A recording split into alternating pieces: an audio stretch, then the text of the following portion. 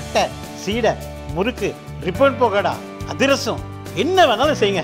ஒரே ஒரு 5 லிட்டர் இதய மந்த்ரா கடல் எண்ணெய் பேக் ஒரு மாசம் முழுசுக்கும் அத்தனை சமையல் முடிச்சு விடலாம். இதய மந்த்ரா. மகாராஷ்டிராவில் நக்சல் எதிர்ப்பு நடவடிக்கையை போலீசார் தீவிரப்படுத்தியுள்ளனர். மத்திய படை மற்றும் மாநில சிறப்பு அதிரடிப்படை போலீசாரின் நடவடிக்கையால் நக்சலைட்கள் பலர் ஆயுதங்களை கைவிட்டு சரணடைந்து வருகின்றனர்.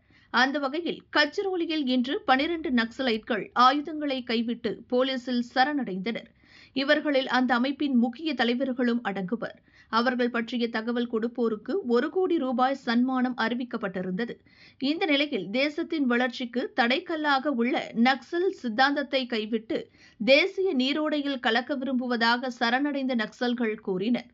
முதல்வர் தேவேந்திர பட்னவிஸ் தலைமையில் நக்சல்களின் சரணடையும் நிகழ்வு நடந்தது.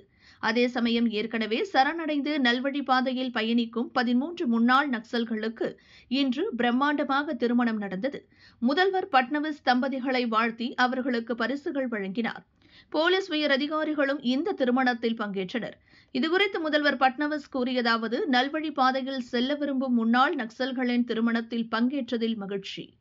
காடுகளில் மறைந்திருந்து ஆயுதம் ஏந்தி இந்திய அரசியல் சாசனத்திற்கு எதிராக செயல்பட்டவர்கள் மனம் திருந்தி இன்று திருமண பந்தத்தில் இணைந்துள்ளனர். அவர்களின் வாழ்வு சிறக்க மனமாற வாழ்த்துகிறேன். நாட்டில் நக்சல் சித்தாந்தம் வலுவிழந்து வருகிறது. கச்ரோலியில் இன்று 12 நக்சல்கள் ஆயுதங்களை கைவிட்டு சரணடைந்ததுடன் தேசிய நீரோடையில் கலக்க விரும்புவதாக கூறியுள்ளனர். இதன் மூலம் நக்சல்வாதத்தின் முதுகெலும்பு உடைந்துள்ளது. மகாராஷ்டிராவில் தலைமறைவாக வசிக்கும் நக்சல்வாதிகளும் சரணடைய வேண்டும் என அழைப்பு விடுக்கிறேன் எனவும் கூறினார்.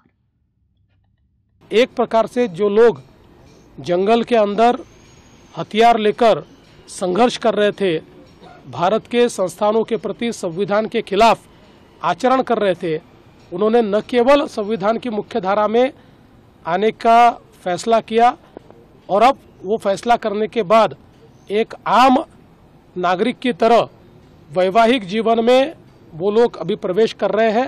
उन्होंने विवाह किया है। एक प्रकार से उनके जीवन को एक नई दिशा इस विवाह के कारण मिली हुई है। ये जो सामूहिक विवाह कार्यक्रम संपन्न हुआ, मैं ऐसे सभी जिनका आज विवाह हुआ है ऐसी दंपत्ति को मैं मनपूर्वक शुभेच्छा देता हूँ, दिल से शुभकामनाएं देता हूँ और ईश्वर उनकी सभी मनोकामनाएं पूरी करे ऐसी ईश्वर को प्रार्थना करता हूँ।